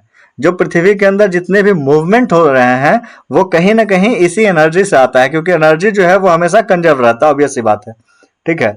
इसी से क्या होता है, संवहन धाराएं उत्पन्न होती है, ठीक है। और यही पृथ्वी का संरचना में यही वाला चीज था जो एक टॉपिक रह गया था, ठीक है। इसको यहाँ पे देख लिए कि रेडियो एक्टिव मटेरियल्स जो है ये पूछेगा कि कब का है, तो बिल्कुल जब पृथ्वी बना है तब का है, ठीक है। अब देखिए प्लेटों का विभाजन की अगर बात करें तो पहले एकल भूभाग था, अभी बात की है, संवहन धाराओं द्वारा टुकड़ों में विभाजित हुआ, ऑब्वियस सी बात है, ठीक है। अलग अलग गति से गतिमान है, ऑब्वियस सी बात है ये भी, कि अगर संवहन जो हो रहा है वो जिस तरीके से होगा उस पे डिपेंड करेगा कि प्लेट्स जो है वो किस तरीके से मूवमेंट कर रहा है और किस स्पीड से मूव कर रहा है, ठीक है। जहां पे संवहन धारा की गति तेज होगी वहां पे प्लेटों का मूवमेंट ज्यादा तेज होगा, जहां पे प्लेट संवहन गति की धारा का मतलब मान कम होगा वहां पे प्लेटों का जो मूवमेंट है वो कम होगा, ठीक है।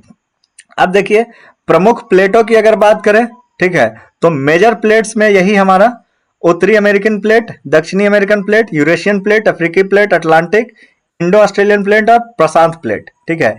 इसमें एक नाजका प्लेट भी आता है, ठीक है, वो कहीं कहीं माइनर में रहता है, कहीं कहीं उसको मेजर प्लेट में लिखता है, ठीक है। ये देखिए ये जो है कॉन्टिनेंटल ड्रिफ्ट थ्योरी में ये जो पूरा भाग है, पूरा भूभाग है, ठीक है, ये हमारा क्या है, नॉर्थ अमेरिकन प्लेट, ठीक है।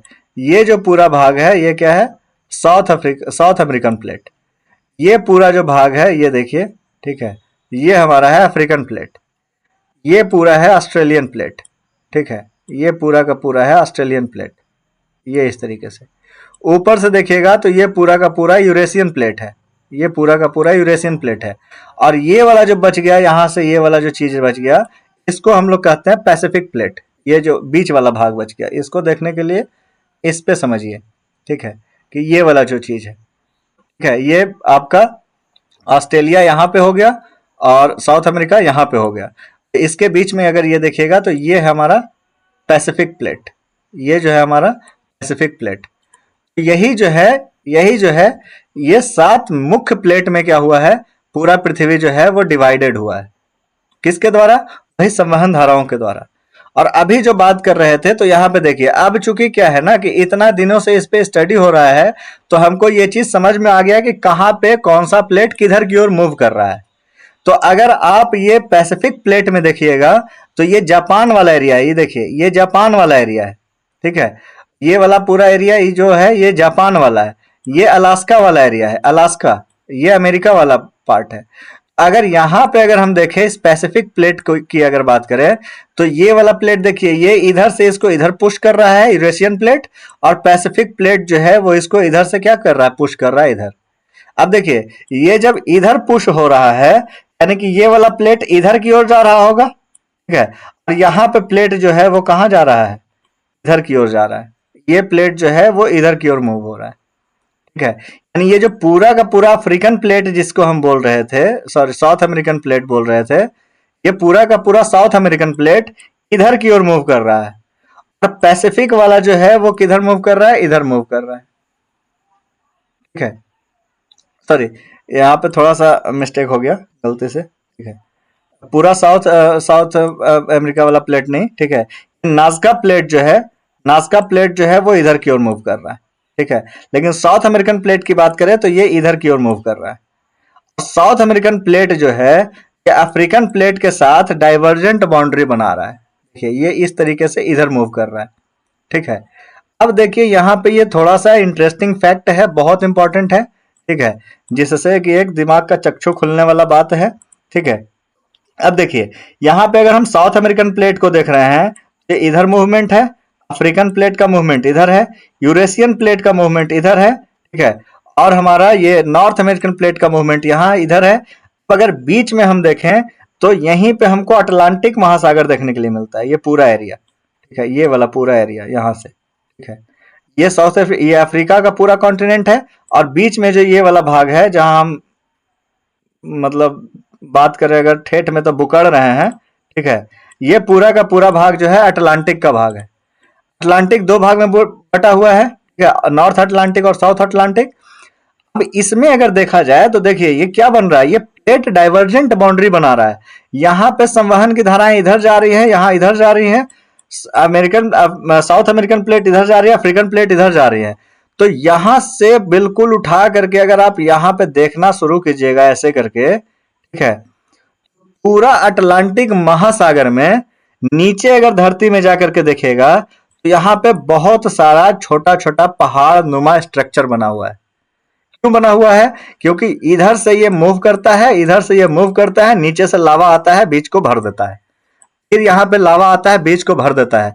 यहां से अगर पूरा अगर बात किया जाए तो 65,000 किलोमीटर, बिल्कुल सही सुन रहे हैं, 65,000 किलोमीटर का ऊपर से लेकर के नीचे तक अटलांटिक ओशियन में रिज बना हुआ है। इसको बोलते हैं रिज, RIDGE, रिज, ठीक है। दो तरीके का चीज होता है, गर्त होता है, एक ट्रेंच होता है, एक रिज होता है। रिज जो होता है वो क्या होता है, जब नीचे पृथ्वी के नीचे सॉरी ओशियन के नीचे, पानी के नीचे पहाड़ नुमा आकृति जो बन जाती हैं उसको रिज कहते हैं, ठीक है। और ट्रेंच या गर्त किसको कहते हैं, ठीक है, तो गर्त उसको कहते हैं जब दो चीजें आपस में, दो जो प्लेट हैं, ठीक है, एक यहाँ पे प्लेट है, एक यहाँ पे प्लेट है, बीच वाला क्या हो जाए, नीचे धस जाए। नीचे धस गया तो यहाँ पे क्या होता है, ऐसा शंक्वाकार से बन जाता है, इसमें पानी भर जाता है। ये जो बनता है इसको हम लोग बोलते हैं ट्रेंच। इसी का अपोजिट अगर ऐसे पानी में ऐसे ऊपर की ओर उठ गया इसको बोलते हैं रिज, ठीक है। यही अटलांटिक महासागर को अगर हम देखें तो अटलांटिक महासागर के इसी बीच में, बीचों बीच कह सकते हैं आप, 65,000 किलोमीटर का एक रिज बना हुआ है मिलेगा आपको, जो कि बिल्कुल कंटिन्यूअस है। बीच में कहीं भी ऐसा नहीं है कि जैसे कि ईस्टर्न घाट है ना, ईस्टर्न घाट में आगे है पहाड़ और फिर बीच में कट गया, फिर पहाड़ है फिर बीच में कट गया, नहीं, ये बिल्कुल यहां से एकदम यहां से कंटिन्यूअस रिज बना हुआ है, क्योंकि 65,000 किलोमीटर का दूरी तय करता है, ठीक है, लगातार बना हुआ है, कंटिन्यूअस बना हुआ है, ठीक है। इसी को मिड अटलांटिक रिज भी नाम से जानते हैं, ठीक है, इसी को मिड अटलांटिक रिज के नाम से जानते हैं। तो दो तरीके का बाउंड्री देखें, ठीक है, एक कन्वर्जेंट, एक डाइवर्जेंट। अब थोड़ा सा यहाँ पे अगर हम ध्यान दें तो ये देखिए, ये वाला प्लेट इधर की ओर मूव कर रहा है, ये वाला प्लेट जो है इधर की ओर मूव कर रहा है। तो जब इधर और इधर मूव करेगा तो यहाँ पे जो है इस एरिया में अगर देखा जाए, यहाँ पे हम लाल से बुकड़ दिए अभी, ठीक है, यहाँ पे क्या होगा कि ये वाला जो प्लेट है आपस में रगड़ खाएगा, ये वाला प्लेट आपस में ऐसे ऐसे मूवमेंट करेगा, ठीक है। ये दोनों है, कभी ये वाला आगे पीछे होगा, ये वाला आगे पीछे होगा। तो यही वाला जो बाउंड्री बनाएगा, यहीं पे इसको बनेगा क्या, ट्रांसफॉर्म बाउंड्री, ठीक है। ये वाला जो चीज है यहाँ पे ट्रांसफॉर्म बाउंड्री बनेगा।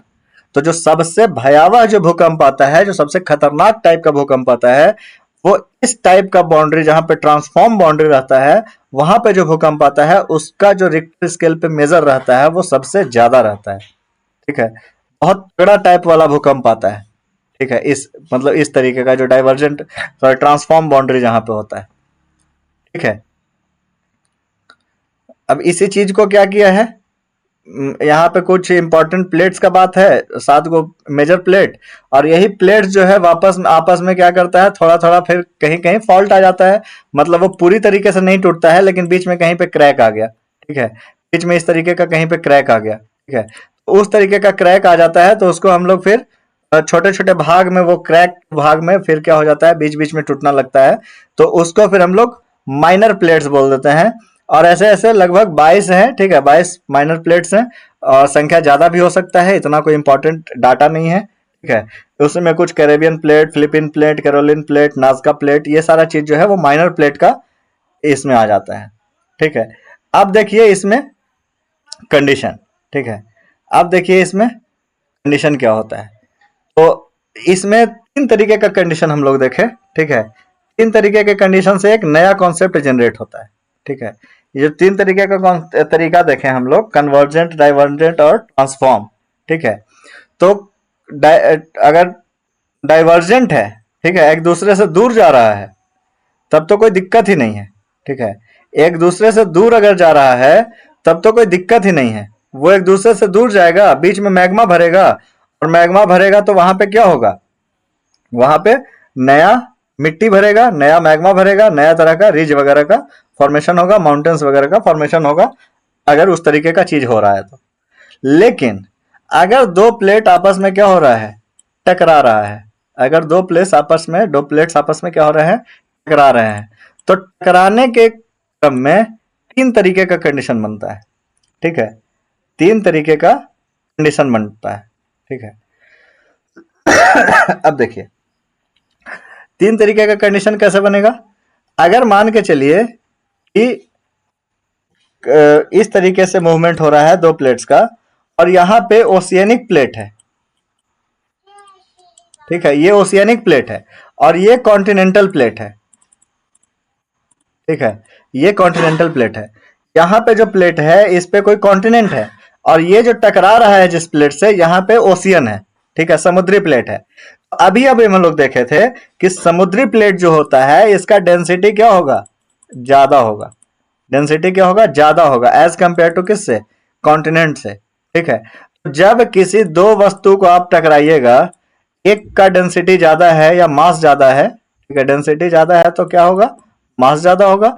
अगर इसका मास ज्यादा है, कोई जरूरी नहीं कि डेंसिटी ज्यादा होने से मास ज्यादा ही होता है, लेकिन अगर ओशियनिक प्लेट की बात करें तो इस केस में लगभग जो टकराव होता है उसमें लगभग में ओशियनिक प्लेट में क्या होता है, मास ज्यादा होता है, ठीक है। तो इससे क्या होता है कि जिसका मास ज्यादा होता है वो वाला प्लेट जो है वो नीचे की ओर धंस जाता है, और इसके ऊपर जो कॉन्टिनेंटल प्लेट वाला है ये ऊपर इस पे क्या हो जाता है, चढ़ जाता है, ठीक है। एक कंडीशन तो इस तरीके से होता है, ठीक है। दूसरा कंडीशन क्या होता है कि दोनों ओशियनिक प्लेट हो जाए।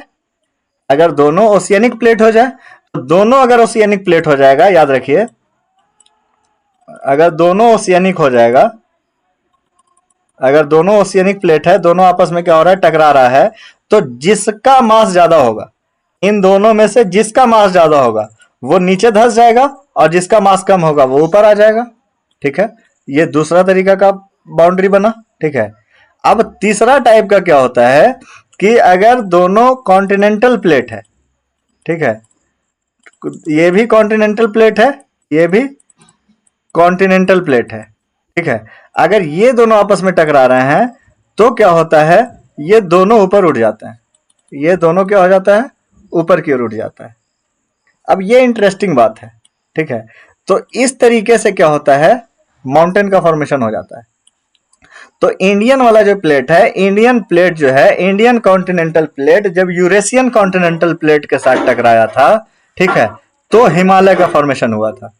कॉन्टिनेंट का प्लेट कॉन्टिनेंट के साथ जब टकराएगा तो बीच में क्या हो जाएगा, बीच में कुछ डिस्ट्रक्शन होगा, ठीक है, लैंडफॉर्म का चेंज होगा, और दोनों क्या हो जाएंगे, दोनों ऊपर की ओर उठना शुरू हो जाएंगे, ठीक है। इसका अगर एनिमेशन हम एक भेज देंगे ग्रुप में, ठीक है, एक एनिमेशन भेज देंगे जिसमें कैसे वो दोनों आपस में टकरा रहा है तो कैसे लैंडफॉर्म बन रहा है, वो चीज उससे थोड़ा सा कॉन्सेप्ट ज्यादा क्लियर हो जाएगा। तो ये तीन तरीके के प्लेट्स होते हैं, ठीक है, ये तीन तरीके का डेवलपमेंट होगा, ठीक है। अब देखिए अब देखिए इसमें वही तीन, इसमें मतलब ये हम कन्वर्जेंट का तीन तरीका बताएं। कन्वर्जेंट में तीन तरीके से कन्वर्जेंस होगा। ओशियनिक प्लेट मिलेगा, जो भारी होगा वो नीचे, जो हल्का होगा ऊपर। ओशियनिक और कॉन्टिनेंटल होगा, कॉन्टिनेंटल ऊपर, ओशियनिक नीचे।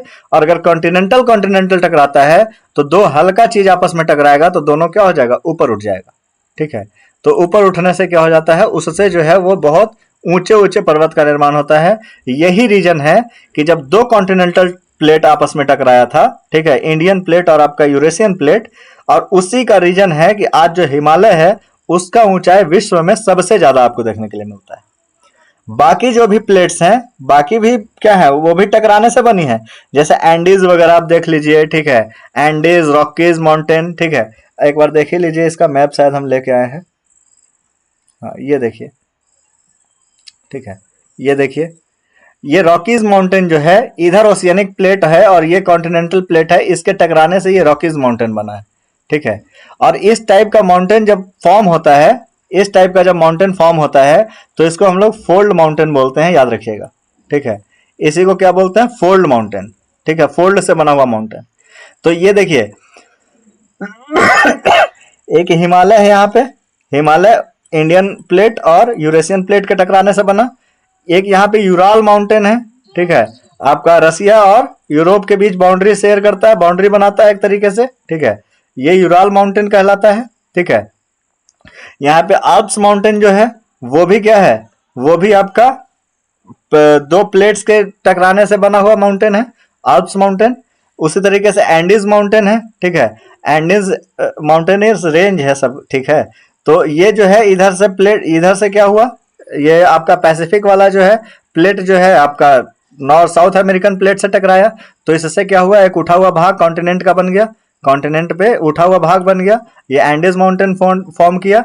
यहाँ पे अगर टकरा रहा है तो ओशियनिक प्लेट नीचे धस रहा है, कॉन्टिनेंट ऊपर उठ रहा है, तो कॉन्टिनेंट ऊपर उठ रहा है तो यहाँ से रॉकीज माउंटेन फॉर्म हुआ। ठीक है, इसी तरीके से हिमालय देखे तो हिमालय का बात किए, यूराल भी जो है आपका ये यूरेशियन प्लेट और यूरोप का प्लेट, यूरोपियन प्लेट और यूरेशियन प्लेट, ये दोनों के आपस में टकराने से बना। उसी तरीके से ये जो है आपका अफ्रीकन प्लेट और यूरोपियन से टकराया है, तब ये क्या बना है? ये आल्प्स माउंटेन बना है। ठीक है, यानी कि ये सब जो है हमारा फोल्ड माउंटेन्स का एग्जाम्पल है। कई बार पूछ देता है एग्जाम्पल एग्जाम में। ठीक है, कि कौन कौन सा माउंटेन्स जो है वो फोल्ड माउंटेन के एग्जाम्पल है। ठीक है, तो फोल्ड माउंटेनियस रेंज जो है यही सारा चीज है। अब इसी में देखिए बाउंड्रीज की बात करें तो बाउंड्रीज अब इतना बता दिए हैं। अब इसी को ये लिख दिया है कि अब सारी यानी कि डाइवर्जेंट बाउंड्रीज जो है एक दूसरे से क्या होता है? दूर जाती है, मैग्मा के उठने से उत्पन्न होता है। परिणाम इसका क्या क्या होता है? तो मिड ओशियनिक रिज। ठीक है, मिड ओशियनिक रिज जो बना है इससे भ्रंश घाटी बन सकती है। इससे ज्वालामुखी जो आएगा वो धीमी गति का आएगा, ये शिल्ड ज्वालामुखी बनाता है। ज्वालामुखी पढ़ेंगे तब देखेंगे इसको। नया समुद्री तल बनता है, ये रचनात्मक सीमा कहलाता है। ठीक है, इसको कंस्ट्रक्टिव बाउंड्री बोलते हैं। ठीक है, क्योंकि रचना हो रहा है, नया नया मैग्मा आकर के वहां पे फॉर्म हो रहा है और बन रहा है। ठीक है, तो वहां पे कुछ चीजें कंस्ट्रक्ट हो रही हैं, इसलिए इसको कंस्ट्रक्टिव बाउंड्री बोलते हैं। ठीक है, ये रचनात्मक सीमा बनाता है। उथले फोकस भूकंप। ठीक है, मतलब ऊपर मतलब हायर अल्टीट्यूड पे भूकंप मतलब उतना गहरा से नहीं आता है। ठीक है, ये क्या एक्चुअल में बोलना चाह रहा है इसको रहने दीजिए। दूसरा देखिए अभी सारी, ठीक है, यानी कन्वर्जेंट की अगर बात करें तो प्लेट एक दूसरे की ओर आएगी। ठीक है, एक दूसरे से टकराएगा। ठीक है, मैग्मा के गिरने से उत्पन्न होता है।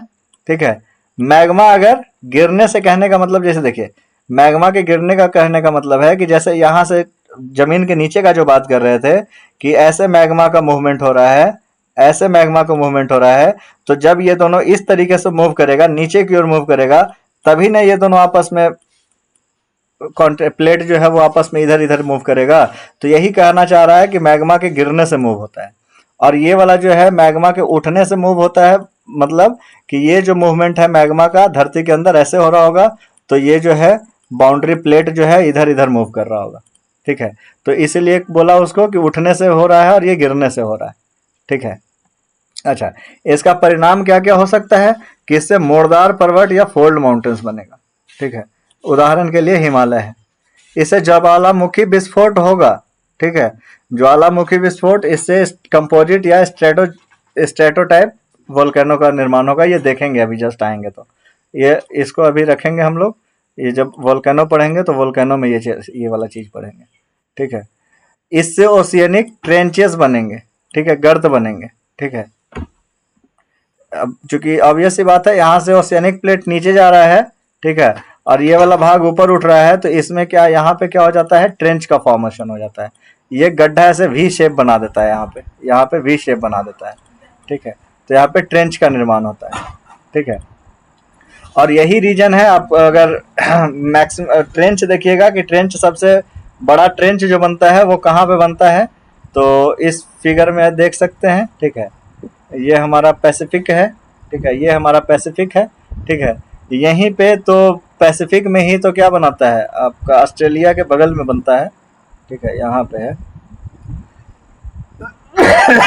ऑस्ट्रेलियन प्लेट के बगल में ये देखिए, यहाँ पे जो है इसी रेंज में आपको मरियाना ट्रेंच देखने के लिए मिलता है, जो विश्व का सबसे गहरा ट्रेंच जिसका कि मेजर 11,011 के लगभग, ठीक है, इतना मीटर का ट्रेंच है, ठीक है। ये हिमालय से भी ज़्यादा गहरा है, ठीक है। हिमालय जितना ऊपर है उससे ज़्यादा नीचे ये है मरियाना ट्रेंच, ठीक है। तो इसके वजह से ट्रेंच बनता है। ट्रांसफॉर्म बाउंड्री की बात करें तो एक दूसरे के समानांतर में सरकती हैं, ना तो क्रस्ट बनता है ना ही नष्ट होता है, ऑब्वियस सी बात है। एक में तो क्या हो रहा है, प्लेट का विनाश हो रहा है, ये दोनों आपस में टकरा रही हैं, प्लेट क्या हो जा रहा है, ऊपर हो जा रहा है, दोनों प्लेट क्या हो रहा है, मतलब डिस्टॉर्ट हो जा रहा है, प्लेट का विनाश हो रहा है। उसमें रचनात्मक, इसमें डिस्ट्रक्टिव या फिर विनाशात्मक, ठीक है, या विनाशकारी, ठीक है। इसमें गहरे और उथले भूकंप, फोकस भूकंप, ठीक है। ये जब हम लोग देखेंगे आपका अर्थक्वेक तो उसमें और ज़्यादा क्लियर हो जाएगा, ठीक है। रूपांतरित में देखें तो इसमें सबसे ज़्यादा भूकंप जो है वो घर्षण के कारण आता है। इसका बात अभी थोड़ा देर पहले किए थे, ठीक है, कि जो रूपांतरित बाउंड्री होता है, जो ट्रांसफॉर्म बाउंड्री होता है, उसमें भूकंप सबसे ज़्यादा सबसे तीव्र गति से आता है, ठीक है। अब इसी चीज का अभिसरण का 3 गो एग्जाम्पल बताया, जो भी हम बताए थे कि महासागर और महाद्वीप का जो अभिसरण होगा तो उस पर क्या बनेगा, महासागर और महासागर का होगा तो क्या होगा, और महाद्वीप का होगा तो क्या होगा, ठीक है। इसमें कोई प्लेट नीचे नहीं जाता है, इसमें क्या हो जाता है, फोल्ड माउंटेन का निर्माण हो जाता है, ठीक है। अगर महासागर रहेगा तो दोनों प्लेट में जो भारी रहेगा वो नीचे जाएगा, गर्त का निर्माण होगा, ठीक है। आपका पैसिफिक रिंग ऑफ फायर जो है वो महासागरीय अभिसरण का ही देन है, ठीक है। जो रिंग ऑफ फायर बनता है, वोल्केनो पढ़ेंगे तो उसका जिक्र करेंगे। महासागर महाद्वीपीय में, ठीक है, महासागरीय का जो भी घनत्व देखे थे, तो जो महाद्वीपीय होता है वो कम रहता है, ये ऊपर जाता है, उसके वजह से जो महासागर और महाद्वीपीय अभिसरण होगा, यहाँ पे जनरली ज्वालामुखी विस्फोट देखने के लिए हमको मिलता है, ठीक है। ज्वालामुखी विस्फोट का फिर कारण यहाँ पे क्या होता है, ये भी देख लेंगे कि क्या कारण होता है, ठीक है। तो ये पूरा का पूरा टॉपिक था सिद्धांत। हाँ, सिद्धांतों का महत्व, अलग अलग तरीके के भूकृति बनता है, जैसे पर्वत, पहाड़, पठार, गर्त, ठीक है। खनिज का स्रोत, खनिज वगैरह मिलता है जब नीचे से निकलेगा तो, ठीक है। प्लेट के सीमाओं पर पाए जाते हैं, ऑब्वियस सी बात है, प्लेट के सीमाओं पर ही ये सारे मतलब कर्मकांड हो रहे हैं, तो उस प्लेट के सीमा पर ही अधिकतर देखिएगा तो आप वहाँ पे आपको खनिज वगैरह का मतलब बहुतायत मिलेगा, ठीक है। भविष्य की भू आकृतियों का निर्धारण, मतलब भविष्य में अगर कुछ भू आकृति बने तो इस सिद्धांत से हम लोग देख सकते हैं किस तरीके का बन सकता है। चालक बल इसका संवहन धारा होता है। अन्य संबंधित सिद्धांत में आपका वही आपका ड्रिफ्ट, कॉन्टिनेंटल ड्रिफ्ट थ्योरी है, ठीक है, आपका कन्वेक्शन थ्योरी है, ठीक है, और आपका spreading of sea spreading theory जो है वो आपका ये किसके द्वारा दिया गया है, ये इंपॉर्टेंट है, थोड़ा याद रखिएगा कि कॉन्टिनेंटल ड्रिफ्ट थ्योरी जो है अल्फ्रेड वेगनर के द्वारा दिया गया 1912 में। आपका संवहन यानी कि कन्वेक्शन वाला जो थ्योरी है वो आर्थर होम्स के द्वारा 2829 में दिया गया है। और आपका सी स्प्रेडिंग थ्योरी जो है कि समुद्र बढ़ रहा है, फैल रहा है, ये हैरी हेस के द्वारा 1940 में दिया गया है, ठीक है। इसी के बाद आपको देखने के लिए मिला था कि मिड अटलांटिक रिज जो है उसमें क्या है, मिड अटलांटिक रिज में है वो 65,000 किलोमीटर का वो क्या बन रहा है, एक रिज बना हुआ है, ठीक है। इसकी अगर बात करें, ठीक है, तो ये हमको यहाँ से बिल्कुल देखने के लिए मिलता है, ऐसे करके ये पूरा ये देखने के लिए मिलता है, ठीक है।